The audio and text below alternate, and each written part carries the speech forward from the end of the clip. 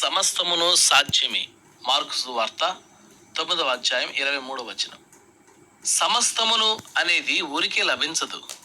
ఎందుకంటే విశ్వాసం అనే మార్గాన్ని మనకు బోధించాలని దేవుడు ఎప్పుడూ సిద్ధంగా ఉంటాడు.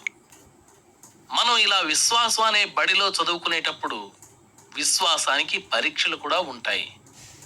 విశ్వాసంలో క్రమశిక్షణ, విశ్వాసంలో సహనం, విశ్వాసంలో ధైర్యం, ఇలా ఎన్నెన్నో మెట్లెక్కితేనే గాని విశ్వాసపు తుది మెట్టుకు రాము. ఈ తుది మెట్టు విశ్వాసంలో జయం. నైతికమైన సారం విశ్వాసం మూలంగానే వస్తుంది.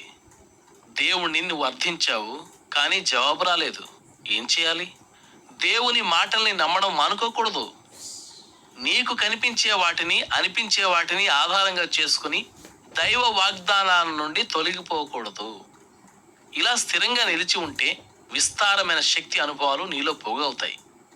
దేవుని మాటకు వ్యతిరేకంగా జరుగుతున్న సంఘటనలను కన్నులారా చూస్తూ కూడా నీ విశ్వాస పీఠం మీద నుండి చలించకుండా ఉన్నప్పుడు నువ్వు బలపడతావు. ఒక్కోసారి దేవుడు కావాలని ఆలస్యం చేస్తాడు. ఈ ఆలస్యం అన్నది కూడా నీ ప్రార్థనకు జవాబు లాంటిదే. నీ విన్నపం నెరవేరడం ఎలాంటిదో ఆలస్యం కావడం కూడా అలాంటిదే. బైబిల్లోని భక్త శిఖామణులందరి జీవితాల్లోనూ దేవుడు ఇలానే చేశాడు.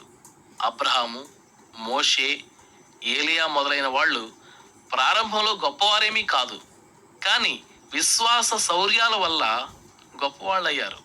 ఈ మార్గం ద్వారానే దేవుడు వాళ్లకు నియమించిన మహత్తర కార్యాలను పూర్తి చేయగలిగారు.